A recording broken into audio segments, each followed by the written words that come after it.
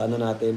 O nga pala, isa pa po yan, pag palaging nakikita, palagi ko nababasa sa comment and sa live ko, malaking ano po sa akin yon, malaking point po sa akin yon.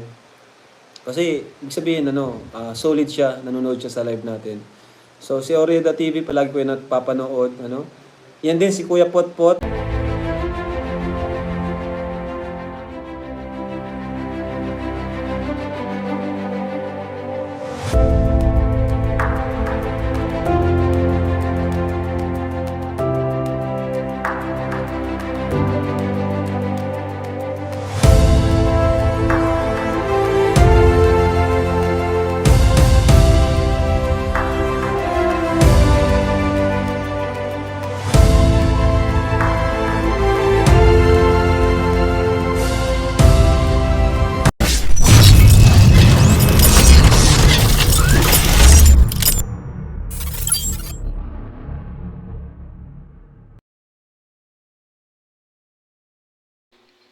Hello guys! Welcome to my YouTube channel. This is Kuya Potpot Vlog at meron tayong isang reaction video po, no?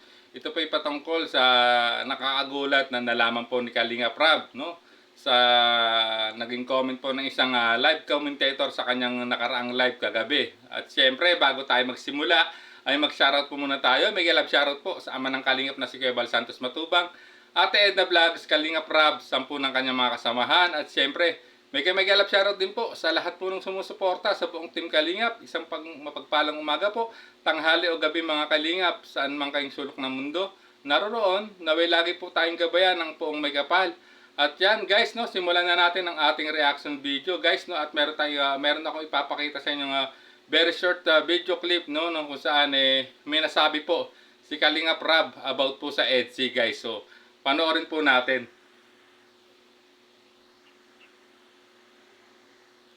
Ang EDSI SIM ng ugali. Oo nga, grabe. Grabe po. Nagulat din ako. Parehas na parehas po talaga. Parehas na parehas. Hindi sila yung masabi nating showy. Hindi sila yung masabi natin na attention seeker. Diba? Yung dalawa. Talagang napaka low key. Yun yung pinaka best natin doon. Best description doon sa kanila, no? Napaka low key po talaga nila. So ayan guys, no?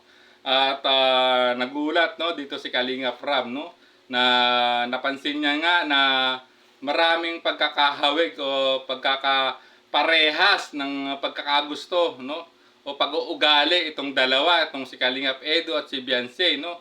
At dito ay talagang nagbigay pa siya ng pinakamagandang description, no, para sa dalawang ito, itong nasabi niya na very low key, no, at talagang hindi attention seekers, no. Ang masasabi ko kasi guys dito ay si Kalinga Edo, si Kalinga at si Beyonce po ay pareho kasi nga family oriented guys, no. So talagang doon pa lang ay masasabi na ng may hawig na sila at magkakasundo na sila dahil tulad ng sinabi ko nga, pareho silang family oriented, no, na tao at very talaga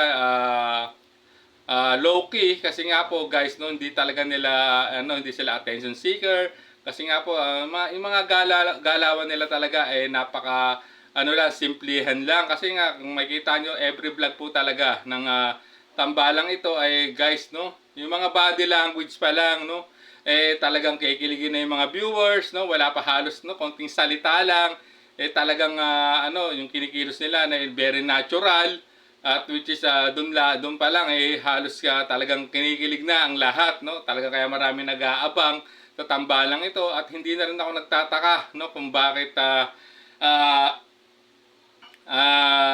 talagang minahal to ng gusto ng mga viewers, ng mga supporters, sponsor at marami pang nadadagdag na mga big time sponsor na nagpapaabot ng tulong sa kanila dahil sa kanilang karakter, no, at kanilang pag-uugali na being family oriented at napakasimple, napakabait at talagang kita nyo naman, no, itong nakaraang vlog pa ni Kalinga Prab, no, sa second channel niya ay talagang grabe.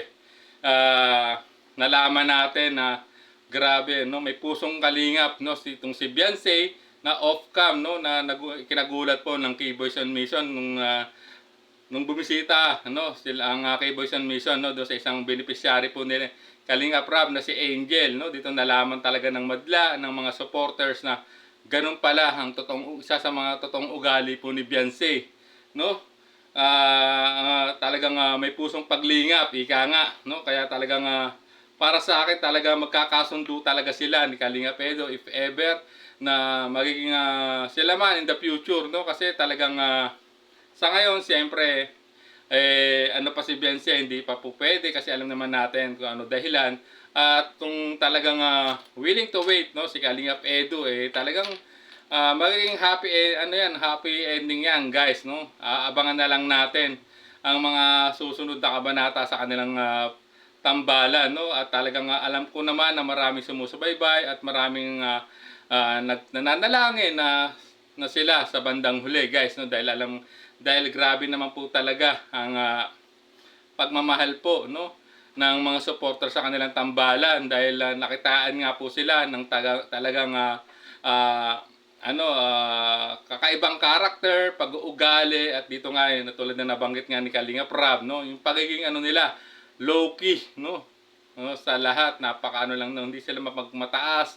Simple lang kung ano sila, no, paano nakilala ang isang Kalinga Edo, ganun din kung paano nakilala, no, ang isang Beyonce, hanggang sa ngayon, no, ganun pa rin po, no, talagang may kababaang loob, loyalty sa Kalingap tulad ni Kalinga Edo, no, dahil talagang grabe ang pagiging loyal niya sa Kalingap, no. Ito ang isa sa mga hinahangaan po ni Kalinga Prab sa kanyang napinsan na si Kalinga Edo, kaya talagang salute ako sa naging nasabi, no, ni Kalinga Prab, no, sa dalawang ito, no, sa tambalang EDSI, guys. So ayan, nalaman natin ang at nagulat, no, si Kalinga Prab sa kanyang bagong natuklasan sa tambalang EDSI, guys. So kung gusto niyo pong mapanood ang full video nito ay muli niyo pong bisitahin ang official YouTube channel po ni Kalinga Prab.